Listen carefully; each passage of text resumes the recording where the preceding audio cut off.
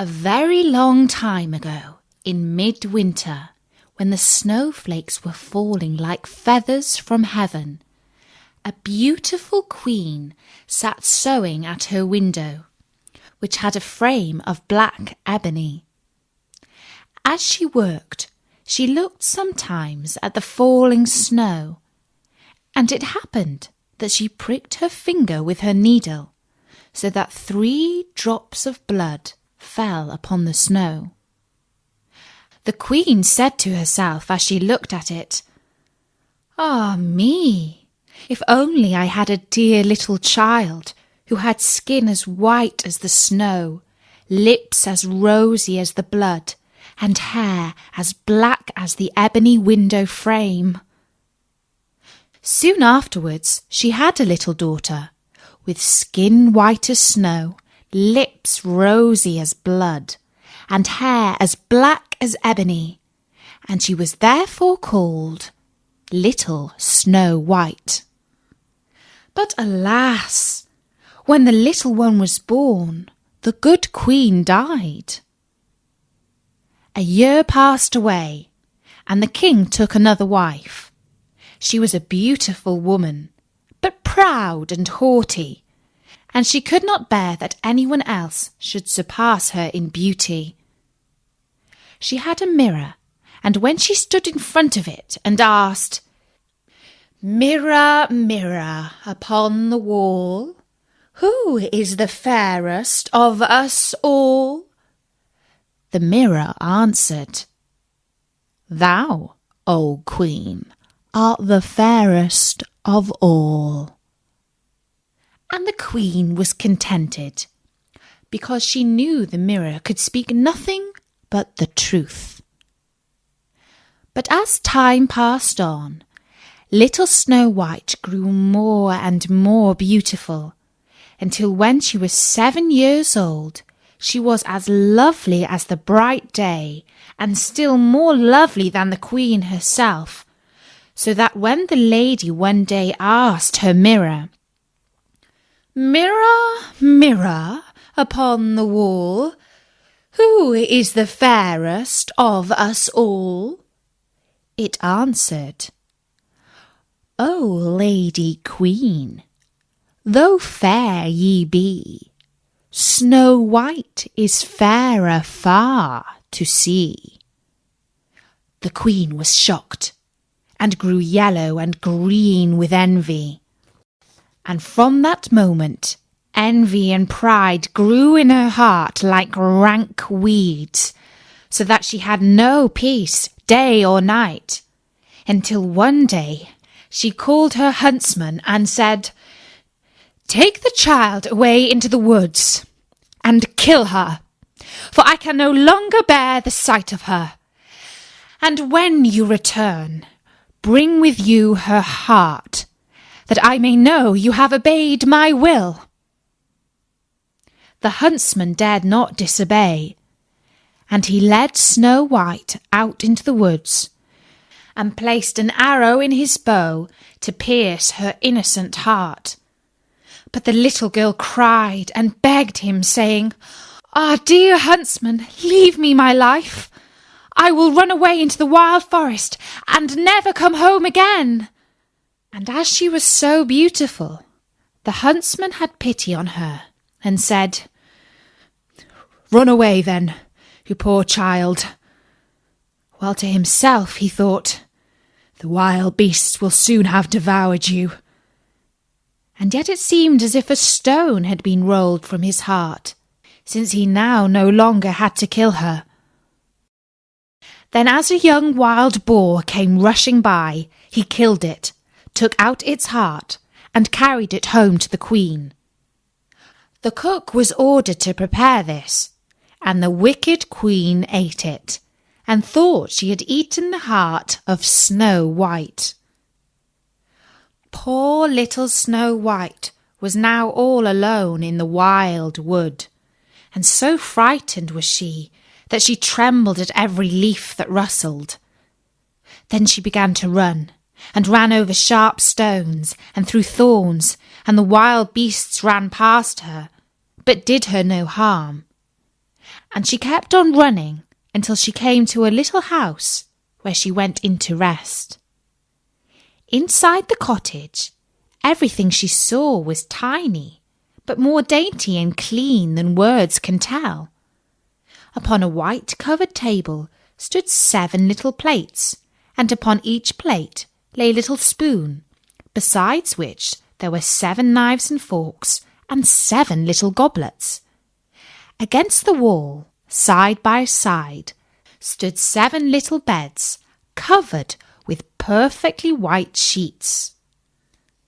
Snow White was so hungry and thirsty that she took a little food from each of the 7 plates and drank a few drops of wine from each goblet, for she did not wish to take everything away from one. Then, because she was so tired, she crept into one of the little beds, but it did not suit her. And then she tried the others, but one was too long, another too short, and so on, until she came to the 7th, which suited her exactly. So she said her prayers and soon fell fast asleep. When night fell, the masters of the little house came home. They were 7 dwarfs who worked with a pickaxe and spade, searching for copper and gold in the heart of the mountains. They lit their 7 candles and then saw that someone had been to visit them. The first said, "Who has been sitting on my chair?" The second said, "Who has been eating from my plate?" The third, "Who has taken my piece of bread?" The fourth, "Who has taken some of my vegetables?" The fifth, "Who has been using my fork?" The sixth, "Who has been cutting with my knife?" The seventh, "Who has been drinking out of my goblet?" The first looked round and saw that his bed was rumpled, so he said, "Who has been getting into my bed?" Then the others looked round, and each one cried, "Someone has been getting into my bed too." But the 7th, when he looked at his bed, saw little Snow White, who was lying there asleep. And he called the others, who came running up, and they cried out with astonishment, and brought their 7 little candles, and let the light fall on little Snow White. "Oh, heavens! Heavens!" cried they. "What a lovely child!" And they were so glad that they did not wake her up, but let her sleep on in the bed. And the 7th dwarf slept with his companions, 1 hour with each, and so got through the night. When the sun rose, Snow White awoke, and oh, how frightened she was when she saw the 7 little dwarfs. But they were very friendly, and asked what her name was. "My name is Snow White," she answered. "And how did you come to get in our house?" asked the dwarfs. Then she told them how her cruel stepmother had intended her to be killed, but how the huntsman had spared her life, and she had run on until she reached the little house. And the dwarf said, "If you will take care of our house, cook for us, and make the beds, wash, mend, and knit, and keep everything neat and tidy and clean, then you may stay with us, and you shall lack for nothing." "Yes," answered Snow White, "with all my heart." And so she stayed. She kept the house neat and clean for the dwarfs, who went off early in the morning to search for copper and gold in the mountains, and who expected their meal to be standing ready for them when they returned at night. All day long Snow White was alone, and the good little dwarfs warned her to be careful to let no one into the house. "For," said they, Your stepmother will soon discover that you're living here." The Queen, believing, of course, that Snow White was dead, and that she had eaten her heart, and that therefore she was again the most beautiful lady in the land, went to her mirror and said, "Mirror, mirror, upon the wall, who is the fairest of us all?" Then the mirror answered, "O Lady Queen, though fair ye be, Snow White is fairer far to see. Over the hills and far away, she dwells with 7 dwarfs today." How angry she was, for she knew that the mirror spoke only the truth, and that the huntsman must have deceived her. She thought and thought how she might kill Snow White, for she knew she would have neither rest nor peace until she really was the most beautiful lady in the land. At length she decided what to do. She painted her face and dressed herself like an old peddler woman, so that no one could recognize her, and in this disguise she climbed the 7 mountains that lay between her and the dwarf's house, and she knocked at their door and cried, "Pretty things to sell, very cheap, very cheap." Snow White peeped from the window and said, "Good day, good wife, and what are your wares?" "All sorts of pretty things, my dear," answered the woman. "Silk and laces of every colour," and she held up a bright-coloured one made of pleated silks. "Surely I might let this honest old woman come in," thought Snow White, and unbolted the door and bought the pretty lace. "Dear, dear, what a sight for sore eyes you are, child," said the old woman. "Come, let me lace you properly for once." Snow White had no suspicious thoughts, so she placed herself in front of the old woman that she might fasten her dress with her new silk lace. But immediately the wicked creature laced her bodice so tightly that she could not breathe, and she fell down upon the ground as though she were dead. "Now," said the Queen, "I am once more the most beautiful lady in all the land." When the dwarfs came home, they were very grieved to find their dear little Snow White lying upon the ground as though she were dead. They lifted her gently, and seeing that she was too tightly laced, they cut the silken cord, where she drew a long breath, and then gradually came back to life. When the dwarfs heard all that had happened, they said, "The peddler woman was certainly the wicked queen. Now take care in future that you open the door to none when we are not with you."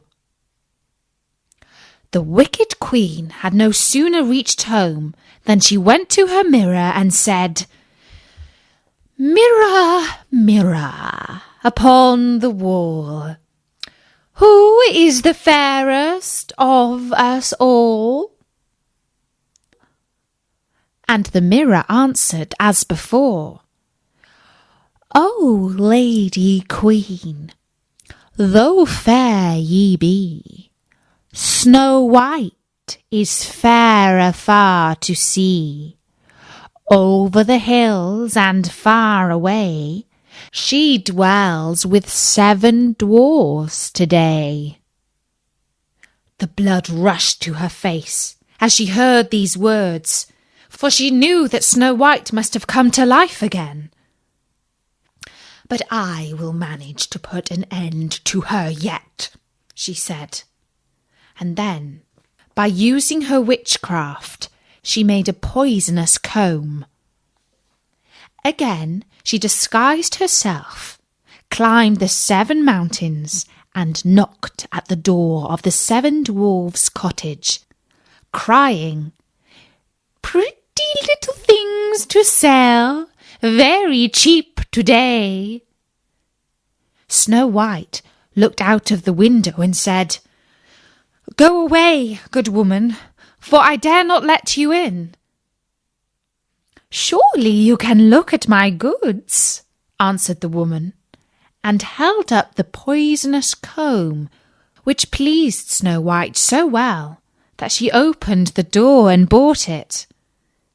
"Come, let me comb your hair in the newest way," said the woman, and the poor unsuspicious child let her have her way. But no sooner did the comb touch her hair than the poison began to work, and she fell fainting to the ground. "There, you model of beauty," said the wicked woman. "You are done for at last." But fortunately it was almost time for the dwarfs to come home, and as soon as they came in and found Snow White lying upon the ground, they guessed that her wicked stepmother had been there again, and set to work to find out what was wrong. They soon saw the poisonous comb and drew it out of her hair, and almost immediately Snow White began to recover and told them what had happened. Once more they warned her to be on her guard and to open the door to no one. When the Queen reached home, she went straight to the mirror and said, "Mirror, mirror on the wall, who is the fairest of us all?" And the mirror answered, "O Lady Queen, though fair ye be, Snow White is fairer far to see. Over the hills and far away, she dwells with 7 dwarfs today." When the Queen heard these words, she shook with rage. "Snow White shall die," she cried, "even if it costs me my own life." She went into a secret chamber where no one else ever entered, and there she made a poisonous apple, and then she painted her face and disguised herself as a peasant woman, and climbed the 7 mountains and went to the dwarf's house. She knocked at the door. Snow White put her head out of the window and said, "I must not let anyone in. The 7 dwarfs have forbidden me to do so." "It's all the same to me," answered the peasant woman. "I shall soon get rid of these fine apples. But before I go, I'll make you a present of one." "Oh no," said Snow White, "for I must not take it." "Surely you are not afraid of poison?" said the woman. "See, I will cut one in 2. The rosy cheek you shall take, and the white cheek I will eat myself." Now, the apple had been so cleverly made that only the rose cheek side contained the poison. Snow White longed for the delicious-looking fruit, and when she saw that the woman ate half of it, she thought there could be no danger, and stretched out her hand and took the other part. But no sooner had she tasted it than she fell down dead. The wicked Queen laughed out loud with joy as she gazed at her. "White as snow, red as blood, black as ebony. This time the dwarfs cannot take you." And she went straight home and asked her mirror, "Mirror, mirror upon the wall, who is the fairest of us all?" And at length it answered, "Thou, O Queen, art fairest of all." So her envious heart had peace at last, as much as an envious heart can have peace. When the little dwarfs came home at night, they found Snow White lying upon the ground. No breath came from her parted lips, for she was dead. They lifted her tenderly and sought for some poisonous object which might have caused the mischief, and laced her frock, combed her hair, and washed her with wine and water, but all in vain. Dead she was, and dead she remained. They laid her upon a bier, and all 7 of them sat round it, and wept as though their hearts would break, for 3 whole days. When the time came that she should be laid in the ground, they could not bear to part from her. Her pretty little cheeks were still rosy red, and she looked just as though she was still living. "We cannot hide her away in the dark earth," said the dwarfs. And so they made her a transparent coffin of shining glass, and laid her in it, and wrote her name upon it in letters of gold, and that she was the king's daughter. Then they put the coffin out upon the mountain top, and one of them always stayed by it and watched it. And birds came too, and wept for Snow White, first an owl, then a raven, and last a dove. For a long, long time, little Snow White lay in the coffin, but she did not change. She only looked as though she slept, for her skin was still as white as snow, her lips as red as blood, and her hair as black as ebony. It chanced that a king's son came into the wood, and went to the dwarf's house, meaning to spend the night there. He saw the coffin upon the mountain top, with little Snow White lying within it, and he read the words that were written upon it in letters of gold. And he said to the dwarfs, "If you will but let me have the coffin, you may ask of me what you will, and I will give it to you." But the dwarfs answered, "We would not sell it for all the gold in the world." Then said the prince, "Let me have it as a gift, I pray you, for I cannot live without seeing little Snow White, and I will prize your gift as the dearest of my possessions." The good little dwarfs pitied him when they heard these words, and so gave him the coffin. The king's son then bade his servants place it upon their shoulders and carry it away. But as they went, they stumbled over the stump of a tree, and the violent shaking shook the piece of poisonous apple which had lodged in Snow White's throat out again, so that she opened her eyes, raised the lid of the coffin, and sat up alive once more. "Where am I?" she cried. And the happy prince answered, "Thou art with me, dearest." Then he told her all that had happened, and how he loved her better than the whole world, and begged her to go with him to his father's palace and be his wife. Snow White agreed and went with him, and the wedding was celebrated with great splendour and magnificence.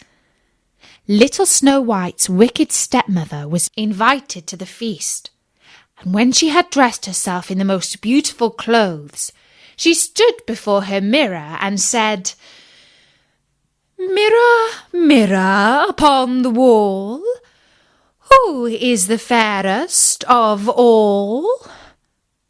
And the mirror answered, O Lady Queen, though fair ye be, the young queen is fairer to see.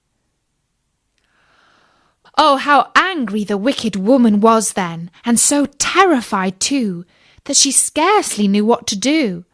At first she thought she would not go to the wedding at all, but then she felt she could not rest until she had seen the young queen.